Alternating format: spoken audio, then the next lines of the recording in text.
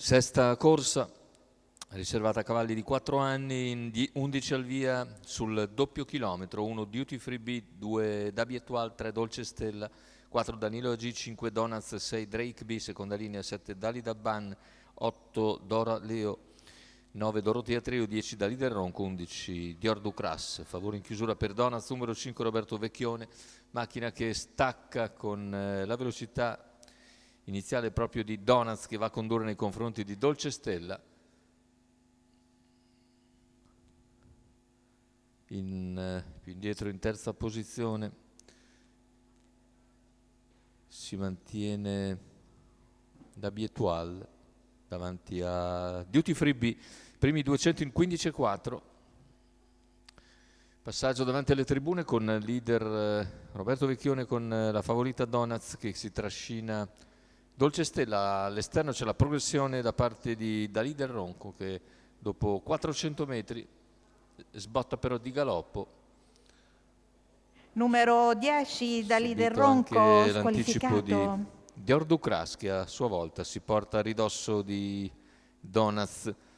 A contatto c'è sempre Dolce Stella, poi più indietro Dabi Etoile e via via gli altri con anche Duty Free B che ha spostato dalla corda intanto e segue Drake B. Numero 9 Dorotea Trio squalificato. Per gli 800 metri di gara.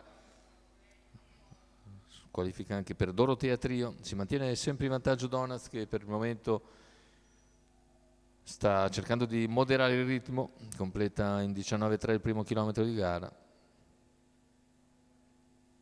All'esterno sempre Dior Ducras che si trascina Danilo AG e quindi Duty Free B che è spostato dalla corda, mentre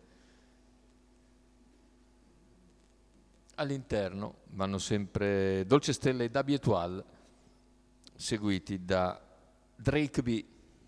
Un parziale ancora molto tranquillo, un quarto in 32,3. E ora a 600 da palo, la frazione in 15,6. Danilo AG squalificato. Sbagliato anche Danilo AG.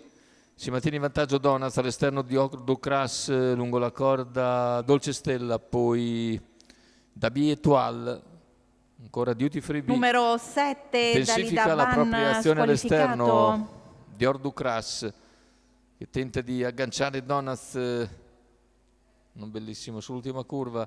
Intanto all'interno c'è Dolce Stella che rientra Dior Ducras, mentre sbaglia numero 6 anche Drake B, retta d'arrivo con Donuts in vantaggio. Donuts nel finale allunga per vincere su Dolce Stella, mentre per il terzo è ancora Dior Ducras che ha ragione di Dabi Etoile. 1,17,5 sul doppio chilometro, 29,7 a chiudere e un ultimo giro attorno all'1,1 abbondante per la vincitrice Donuts favorita, con Roberto Vecchione che raddoppia così in giornata.